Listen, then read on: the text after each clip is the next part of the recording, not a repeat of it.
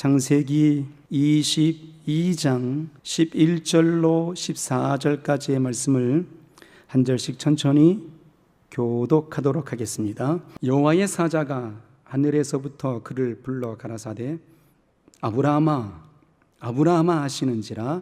아브라함이 가로되 내가 여기 있나이다 하매 사자가 가라사대 그 아이에게 내 손을 대지 말라. 아무 일도 그에게 하지 말라. 내가 내 아들 내 독자라도 내게 아끼지 아니하였으니 내가 이제야 내가 하나님을 경외하는 줄을 아노라. 아브라함이 눈을 들어 살펴본즉 한 수양이 뒤에 있는데 뿔이 수풀에 걸렸는지라. 아브라함이 가서 그 수양을 가져다가 아들을 대신하여 번제로 드렸더라.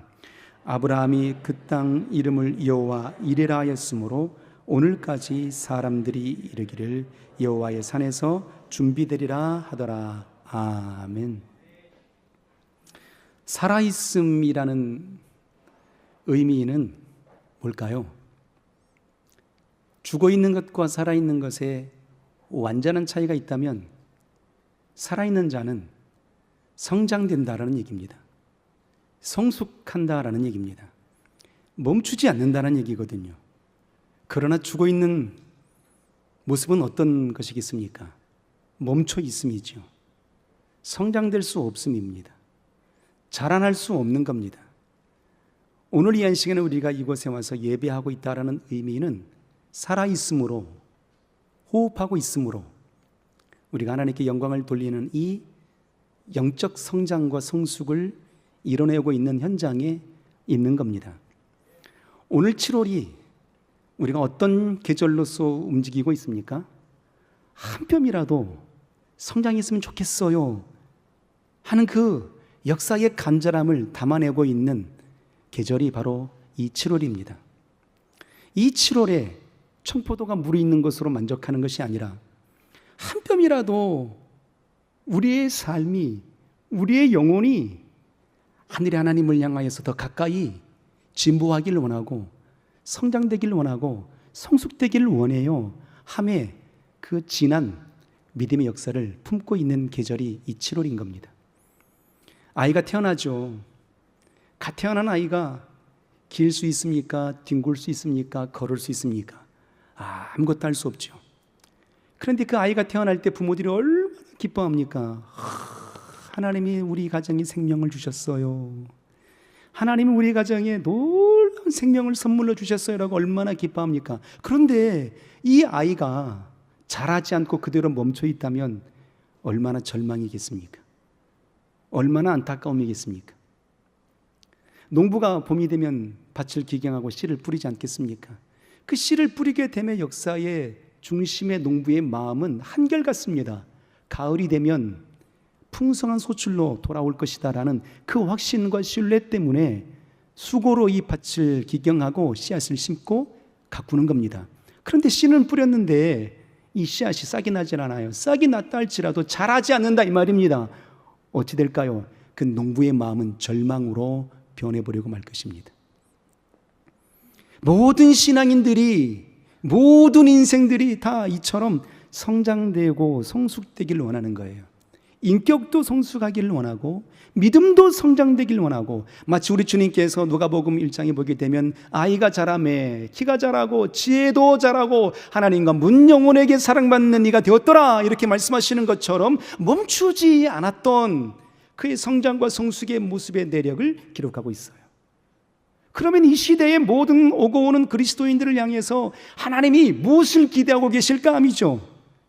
우리 인격의 성장, 우리 믿음의 성숙됨, 가정과 교회의 성장됨의 역사를 기대하고 원하시고 계신다 이 말입니다. 믿으시면 큰 소리로 아멘. 그런데 과연 우리가 되돌아보게 될 때에 그 성장, 성숙이 쉽더냐 하는 거죠. 그토록 원하고 갈망하고 정말 진실로 사모하지만 우리의 믿음이 성장되고 성숙되고 교회가 성장되고 성숙되기를 그토록 원하지만 이 쉽더냐 함이죠. 결코 쉽지 않았던 모습들을 오늘 목도하게 되었고 경험하게 된 바였다 이 말입니다. 성경, 신약 성경 데살로니가 전서를 보게 되면 말이에요, 사도 바울이 데살로니가 있는 교회의 성도들의 소식을 듣게 됩니다. 그리고 서신을 써 내려가게 되는데 이렇게 시작하게 됩니다. 너희의 믿음의 역사와 사랑의 수고와 소망의 인내를 내가 아노니 너희가 성령의 기쁨으로 말씀을 받고 너희 믿음의 본이 되어서 각처의 소문으로 나는 고로라고 그렇게 칭찬하고 있어요. 그런데 그 데살로니가 있는 성도의 형편이 어떤 형편들이었을까요? 데살로니가의 교회에 있는 교회의 성도들이 모여있는 형편들이 어떤 형편이었을까요? 지금 이 시대의 우리의 모습들보다도 훨씬 더 궁핍했고 훨씬 더 곤란과 핍박 속에 놓여있는 현장이었거든요. 안으로는 이단의 사상들과 여러 가지 갈등과 분쟁들이 있었고 밖으로는 말이죠, 그렇게 핍박과 모진 고통들이 엄물에 오는 그때였다 이 말입니다. 그런데 그들의 신앙이 멈추지 않아요. 왜였을까요? 살아있는 신앙이었기 때문에 그렇습니다. 잠자는 영혼들이 아니었거든요. 깨어있는 영혼들이었거든요. 그래서 늘 살아계신 하늘의 하나님을 향하여서 부활의 소망을 꿈꾸면서 믿음의 역사를 이뤄내는 성숙을 해냈던 겁니다. 사랑의 수고와 소망의 인내로서 달려가는 믿음의 진보함을 놓치지 않았던 겁니다. 그 역사의 내력을 듣고 사도 바울은 기쁨의 감동과 감격의 모습으로 그의 서신을 써내려가는 거예요. 내가 소식을 들었는데 너의 믿음의 역사와 사랑의 수고와 소망의 인내를 내가 아노라. 너희 신앙이 본이 되어서 모든 사람들에게 본이 되어서 너희의 믿음이 본이 되어서 각처로 소문이 나는 고로 그랬다 이 말이에요. 예수 그리스도가 소문이 난 것이 아니라 그들의 예수 그리스도를 섬기는 그 진실된 믿음이 성장되고 성숙되었던 그 믿음이 각처에 소문이 날 정도였다 이 말이에요. 이 아름다운 신앙이 이 시대에 오늘 우리 그리스도인들에게도 우리에게도 임하며 나타나기를 주 이름으로 축복합니다. 그 성장과 성숙을 이뤄내야 되는 역사가 우리 신앙인들의 간직해야 될 숙명이에요. 사명이라고요. 그 소명으로 우리가 부름을 받게 되는 거라고요. 그래서 결단코 우리는 멈춰서는 안 된다는 얘기죠. 오늘 창세기 22장의 장면을 보았습니다. 유명한 사건이 나오는 장면입니다. 별도로 부연 설명을 하지 않아도 다 아는 장면이죠. 그런데 오늘 이 장면 속의 주인공이 누구입니까? 아브라함이라는 인물을 우리가 만나게 됩니다. 아브라함 어떤 사람입니까? 이스라엘 민족의 조상이라고 불리우는 사람입니다. 거기다 더하여서 믿음의 조상이라고 불려지는 인생이에요. 그런데 우리가 아는 것처럼 아브라함 이전에 믿음의 선진이 있었습니까? 없었습니까? 있었죠. 아브라함 이전에 아브라함보다 훨씬 더 뛰어난 믿음을 간직한 인생이 있었다고요. 노아도 있었잖아요. 모든 세상이 폐교하였지만 노아는 은혜를 입었다라고 할 정도로 은혜 받은 심령이 있었던 겁니다. 에녹은 어떠한데요? 에녹은 300년 동안 하나님과 동행하는 믿음이었잖아요. 그래서 죽음을 경험하지 않고 하나님께 들림받은 인생이었단 말이에요. 그런데도 불구하고도 왜 성경은 아브라함을 향하여서 믿음의 조상이라 칭하게 되었을까 하는 얘기죠. 왜 이스라엘 민족은 아브라함의 하나님, 당신들의 조상이 하나님의 이름을 부를 때에 에녹의 하나님, 노아의 하나님이라고 고백하지 않냐고, 왜 아브라함의 하나님, 이삭의 하나님, 야곱의 하나님이라고 부를까 하는 거예요.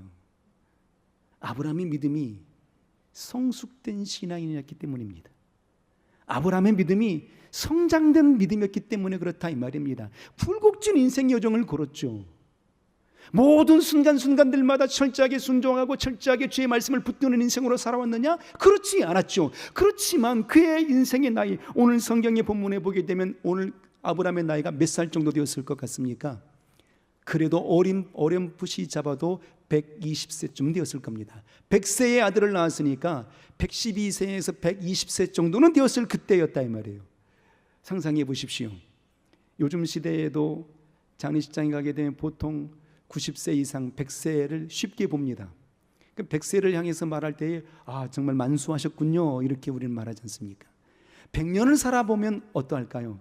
산전, 수전, 공중전까지 다 경험해 본 바가 아니겠습니까? 알 것 다 알고 경험할 것 다 경험해본 그런 모습들 아니겠습니까? 그러했기 때문에 이스라엘 민족이 아브라함의 하나님은 나의 하나님이에요, 우리 조상의 하나님이에요, 믿음의 하나님이요 라고 그렇게 고백했을까요? 그렇지 않죠. 아브라함이 성숙한 신앙의 삶을 살아냈던 그 근거의 모습을 오늘 본문 속에서 한번 배워보기를 원하는 거예요. 우리가 이 더운 여름철에 어떻게 하면은 신앙의 성숙과 성장을 이뤄낼 수 있을까 하는 얘기죠. 멈추지 않는 신앙, 하나님을 사랑하고 열망하는 그 믿음이 멈추지 않고 진보할 수 있는 그 신앙은 어떻게 하면 이뤄낼 수 있겠는가 하는 얘기죠. 결단코 우리 하나님은 믿음의 걸음이 멈추지 않기를 원하시는 겁니다. 언제까지요? 주님 부르시는 그 순간까지 말이에요. 새하늘과 새 땅에 간 아버지의 영광의 보좌 우편에 앉게 된 그때에도 우리 주님은 우리에게 말씀하십니다. 원하시는 그 역사의 분량은 멈추지 않는 신앙을 원하시는 겁니다. 끝까지 믿음의 진보를 이루고 성장과 성숙을 이루기를 원하는 거죠. 그렇다면 오늘 본문 속에서 보여지는 아브라함의 과연 믿음은 어떤 믿음이었기에 성장과 성숙을 이뤄낸 인생이라고 믿음의 조상이라는 칭호를 얻게 되었을까요? 자, 성경을 한번 봅니다. 믿음의 조상으로서 성숙되고 성장된 믿음을 얻어낼 수 있었던 그 비밀들의 첫걸음은 바로 이러한 모습입니다. 자, 1절과 2절을 제가 읽으면 여러분들이 3절을 한번 읽었으면 좋겠습니다. 우리 1절, 2절, 3절 합독을 한번 해볼까요? 다 같이 시작. 그 일 후에 하나님이 아브라함을 시험하시려고 그를 부르시되 아브라함아 하시니 그가 가로되 내가 여기 있나이다. 여호와께서 가라사대 내 아들 내 사랑하는 독자 이삭을 데리고 모리아 땅으로 가서 내가 내게 지시하는 한 산 거기서 그를 번제로 드리라. 아브라함이 아침에 일찍 일어나 나귀의 안장을 지우고 두 사환과 그 아들 이삭을 데리고 번제에 쓸 나무를 쪼개어 가지고 떠나 하나님의 자기에게 지시하시는 곳으로 가더니 어느 날 그 일 후에라고 이렇게 말하고 시작하고 있습니다. 그 일 후, 그 일이 언제였을까요? 독자 이삭을 낳고 그의 나이가 최소한 12살 이상 되었을 그때쯤 하나님이 아브라함을 시험하시려고 아브라함에게 나타나셨죠. 그리고 이렇게 말씀하시는 겁니다. 내가 내게 지시하는 그 땅, 곧 모리아 땅에 가서 내 아들 내 독자 이삭을 뭐하라? 번제로 드려라. 번제로 드린다는 의미는 뭐겠어요? 각을 떠서 태워 죽여라. 그냥 각을 떠서 태워 죽이는 것이 아니라 그의 모든 내장을 다 제거하고 완전히 각을 다 떠서 장작더미 위에 올려놓고 태워 죽여라. 나는 그 연기를 흠양하겠노라 함이 번제지 않겠습니까? 그런데 그 독자 아브라함에게서 이삭은 어떤 아들이에요? 100세에 난 아들 아니겠습니까? 그 인생이 전부의 끝이라고 말해도 과언이 아닌 인생이다 이 말이에요. 그런데 하나님께서 말씀하시는 겁니다. 내 독자 이삭을 바치라. 이 장면 속의 출발이 뭐예요? 아브라함을 뭐 하시려고? 시험하시려고입니다. 그러니까 아브라함을 시험하시려고 독자 이삭을 바치라, 번제로 드려라 했다 이 말입니다. 자, 그런데 여기서 아브라함이 성숙한 신앙인임을, 아주 성장된 믿음이었음을 나타내는 장면이 나오는데 3절에 이렇게 표현하게 됩니다. 아브라함의 믿음이 어떤 믿음이었을까에 대해서 3절에 이렇게 출발하죠. 그 명령을, 번제로 드리라는 그 명령을 받자마자 어떻게 했을까요? 3절에 아브라함이 아침에 일찍 일어나. 언제 일어났어요? 아침에. 성경의 표현이 아침이라고 말했지만 아마도 새벽이었을 겁니다. 새벽에 일찍 일어나. 그러니까 주님 주신 약속의 말씀의 앞에 그에게 감당할 수 없는 말씀이었음에도 불구하고도 축복의 언어가 아니었잖아요. 복 주신다는 말씀이 아니잖아요. 내가 이 본토와 친정을 떠나게 되면은 내가 복의 근원이 되겠고 내 씨를 하늘의 무별들처럼 셀 수 없을 정도로 줄 거야 라고 그렇게 약속하신 복의 말씀이 아니잖아요. 어떤 말씀이에요? 내 아들을 죽여라, 내 아들을 태워 죽여라 하심의 명령이었다 이 말이에요. 그럼에도 불구하고 아브라함은 어떻게 하는 거예요? 말씀을 받은 즉시 반응하는 겁니다. 성숙한 신앙인이라는 것은 어떤 사람인가? 말씀 앞에 반응할 줄 아는 신앙인이 성숙한 신앙인인 거예요. 말씀 앞에 반응하는데 그냥 반응 것이 아니라 그 시로, 그 순간에 반응할 줄 아는 인생이 성장되고 성숙한 신앙인인 것입니다. 오늘 우리가 금요 기도회를 하지요. 주일을 성수합니다. 새벽 기도를 합니다. 수요 예배를 합니다. 그 모든 예배의 시간들마다 주님이 뭐하고 계실까요? 우리에게 말씀하고 계시는 현장이거든요. 오라, 예배하라. 하나님께 영광의 찬미를 돌리라고 주께서 우리에게 말씀하시는 장면의 현장들이란 말이에요. 마치 과거에 창세기 22장에 아브라함에게 말씀하셨던 그 역사의 장면들처럼 우리를 시험하사 새벽을 깨우시고 너 새벽 기도하라라고 부르신단 말이죠. 믿으시면 아멘. 그런데 우리는 그 시에 뭐 하고 있어요? 그 즉시로 반응하지 않는 겁니다. 왜일까요? 피곤해서요. 힘들어서요. 주일이 됩니다. 하나님 우리를 부르시거든요. 이날은 주의 날이니 라고 말씀하셨어요. 주님 부르신단 말이에요. 그런데 우리는 겨우 시간을 지켜내기도 벅차거든요. 말씀 앞에 즉각적인 반응을 안 하는 겁니다. 신앙의 믿음이 성숙되지 못했기 때문이에요. 금요기도회 피곤하다 이거죠. 그러나 주님이 부르시는 거거든요. 주님이 부르셔서 오셨다라고 믿으시면 아멘. 그렇죠. 우리 주님 부르셔서 왔잖아요. 그 세미한 음성을 우린 붙잡은 자가 된 것입니다. 그런데 대부분의 성도들이 말이죠, 저를 비롯한 대부분의 성도들이 뭐 할까요? 갈등하거든요. 나의 유익이 있는지 없는지를 견주어 본다 이 말입니다. 그래서 내게 이익과 이익이 없으면, 소득이 없게 되면 하나님의 말씀보다도 내 삶의 우선을, 내 생각의 우선을 두고 달려간단 말이에요. 왜일까요? 나에게는, 스스로에게는 성장되고 성숙한 인생인지를 몰라도, 내 인생으로는 성숙한 모습일지 몰라도 믿음 안에서는, 주 안에서는 결코 성숙되고 성장된 믿음이 아니라는 얘기죠. 그래서 주님 오늘 이 밤에도 우리를 부르시는 거예요. 오늘 이 밤에도 우리에게 세미한 음성으로 말씀하시는 거예요. 내게로 오라 라고 말씀하시는 거죠. 그의 부르심의 음성 앞에 성숙한 신앙인의 즉각적인 반응할 수 있는 자가 되기를 주의 이름으로 소원합니다. 보십시오. 신앙의 모습들 속에 즉각적인 믿음의 반응을 보인 자들이 얼마나 많은지 말이에요. 창세기 6장에 보게 되면 노아의 사건이 나오잖아요. 하나님이 인생 지으심을 한탄했어요. 폐괴하였거든요. 그들이 하나님의 믿음을 떠난 인생의 삶으로 살아갔거든요. 포악했거든요. 강포가 가득하더라 그랬거든요. 그래서 하나님이 화가 나셨어요. 내가 인생 지으심을 한탄하사 내가 이 모든 사람들을 지면에서 쓸어버릴 거야 라고 했어요. 그런데 반전의 장면이 나옵니다. 창세기 6장 8절. 그러나 노아는 은혜를 입었더라 였어요. 그래서 노아에게 뭘 명하십니까? 너는 이와 같이 방주를 지으라 했어요. 어디에서요? 산꼭대기에서. 그래서 근 70년 이상 100년 가깝게 산 위에서 홀로 방주를 짓는 겁니다. 사람들이 말했겠죠. 얼마나 터부시하겠습니까? 얼마나 무시했겠습니까? 야, 너 돌았니?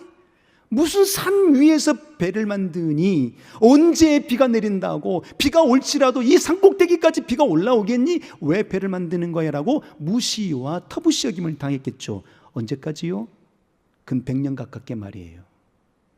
그 무시와 터부심 속에서도 노아는 하나님 약속하신 말씀 앞에 즉각적인 반응으로 순종해냈던 겁니다. 그리고 배를 다 짓고 난 이후에 40일 40주야 비가 내리기 시작했죠.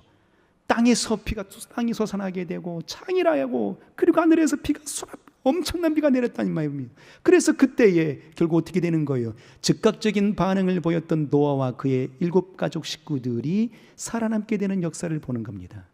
믿음은, 구원받는 자들은 어떤 자들이 구원받겠습니까? 살아있는 믿음을 간직할 때에 구원을 얻는 겁니다. 그러므로 여러분 멈추지 마십시오. 쓰러지고 넘어질지라도 다시 일어설 수 있는 역사 있기를 주의 이름으로 축복합니다. 누가복음 5장에 보게 되면 베드로라는 인물을 만나게 됩니다. 밤새도록 고기를 잡았는데 눈 씻고 그렇게 열심을 냈어도 한 마리를 못 잡아요. 그래서 새벽녘에 지친 마음에 배 위에 올라가 가지고 그물을 정리하고 있는데 예수님께서 그 배 위에 오르시더니 모인 무리들 앞에 무엇이라 말씀을 강론하기 시작하셨어요. 그때 다시 베드로에게 묻습니다. 잡은 고기가 있느냐? 없습니다. 너 깊은 데로 가서 그물을 내려 고기를 잡으라 그랬어요.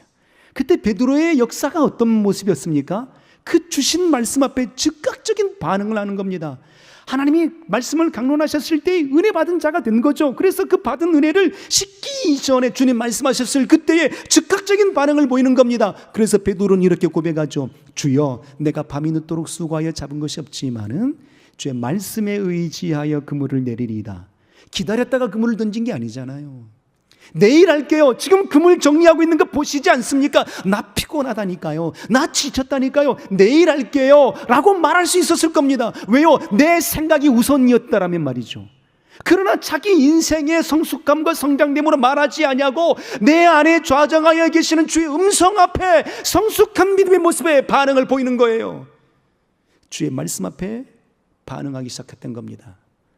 주의 말씀에 의지하여 그물을 내리리다 하고 그물을 내려 던졌던 겁니다. 놀라운 역사의 이적을 보게 되었죠. 그리고 다시 주님 말씀하십니다. 내가 이제는 고기 남는 어부가 되는 것이 아니라 사람을 낚는 어부가 되게 하려니 너는 나를 따르라 했더니 성경에 뭐라고 표현하고 있어요? 배를 버리고 쫓더라 라고 말하고 있는 겁니다. 그의 베드로와 그의 동생 안드레가 두 명이 동시에 주여 내가 당신을 쫓겠나이다라고 그 즉시에 반응하는 거예요. 이게 성숙한 신앙인의 모습이죠. 이게 진실한 신앙인의 모습 아니겠습니까? 이 삶의 역사가 펼쳐지기를 주의 이름으로 소원합니다. 한 대학 청년이요, 기도하던 중에 감동을 받습니다. 마음에 뭉클함과 함께 정말 신비로운 감동을 받아요. 너 가서 전도하라 라는 감동이 막 몰려와요. 그래서 수업이 끝나자마자 바로 복도에 나가서 처음 만난 친구에게 복음을 전하기 시작했어요. 그 감동이 있었으니까 말이에요. 그 감동을 붙들려고 나가자마자 복도에 처음 만난 친구에게 복음을 전하기 시작했죠. 그래서 그가 여러 모양의 과정을 거쳐서 이제 그가 정착하게 된 신앙이 정착하게 되는데, 그가 어느 날 전도받은 그 친구가 그에게 얘기하는 거예요. 내가 전도하던 그날 나 자살하려고 했어. 나 죽으려고 했거든. 그런데 너가 간절하게 전도를 하게 되므로 내가 한번 가게 된 거야. 그리고 내 생각을 바꾸게 되었지. 그 시의 말씀 앞에 반응하게 되니까 어때요? 한 영혼을 살려내는 놀라운 역사가 일어나게 되는 겁니다. 그러므로 우리 범사의 끝까지 말씀 앞에 그 시로 반응할 수 있는 이가 되기를 주의 이름으로 소원합니다. 보통 우리 충청도 사람, 경상도 사람, 전라도 사람을 표현하게 될 때 특별히 충청도 분들을 향해서 여유롭게 사는 인생들이라고 이렇게 말하잖아요. 그래서 서울 사람이 충청도에 놀러 간 겁니다. 근데 외길을 가는데 앞에 경운길 타고 가시는 거 충청도 분이 천천히 가는 거예요. 그래서 급한 마음에 뒤에서 크락션 올려가면서 좀 빨리 가시죠 그랬더니 그 충청도 분이 뭐라고 했을까요? 바쁘시면 어제 오시지 그랬슈? 라고 말하는 거예요. 그렇게 바쁘면 어제 오지 그랬슈? 라고 말한단 말이죠. 우리는요, 그 시로 반응할 수 있는 신앙이 되기를 소원합니다.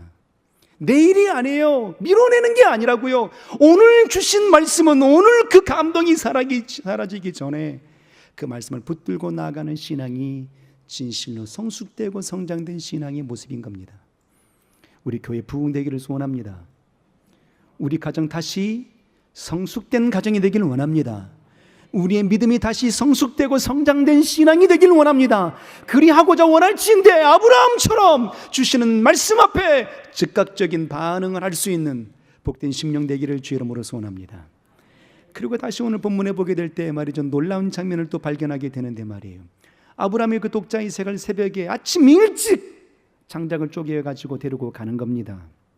자, 그런데 오늘 이 장면 속에 그의 독자 이삭이 묻죠. 6절에 보니까 이렇게 말하게 됩니다. 6절, 7절, 8절 한번 읽어볼까요? 자, 우리 6절, 7절, 8절 큰 소리로 합독합니다. 시작.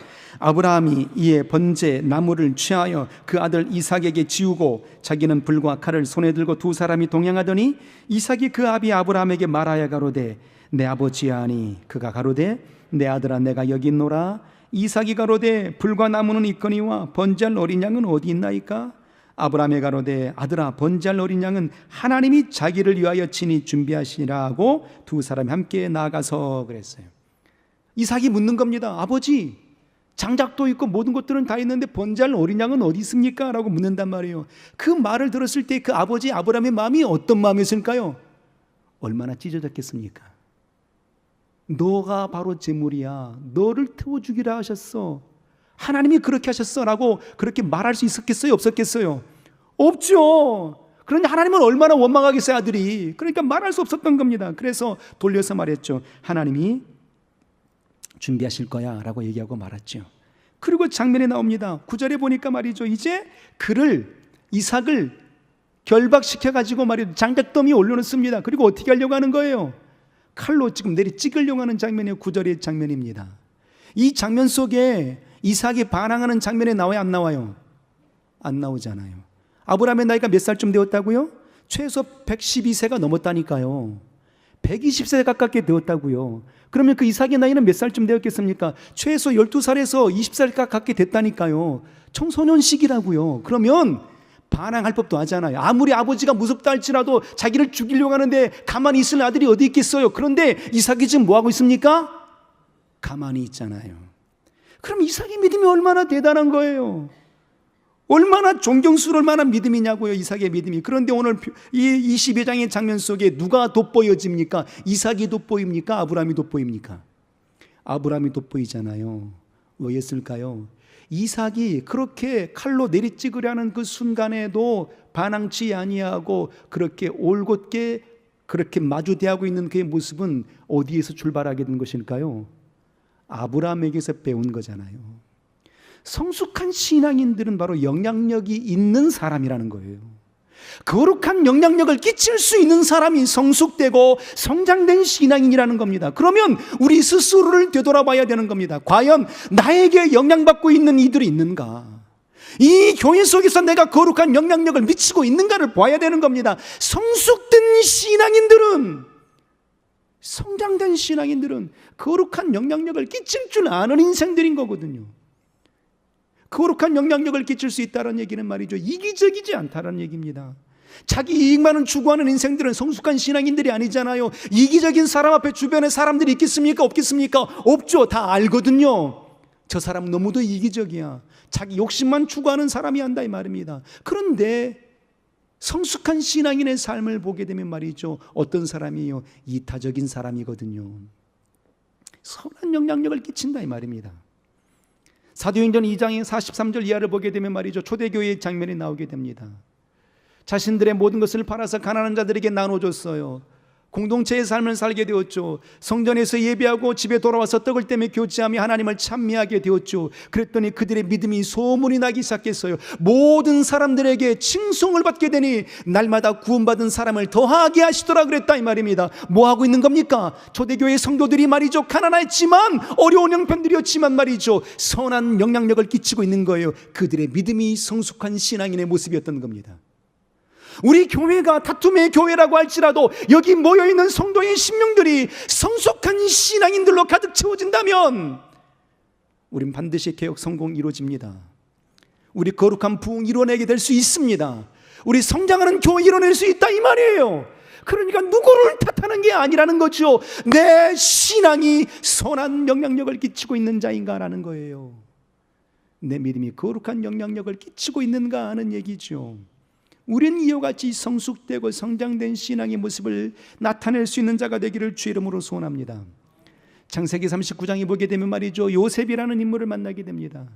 아버지의 사랑을 받습니다. 꿈을 잘 꿉니다. 그래서 형들이 요셉을 향해서 얘기하죠.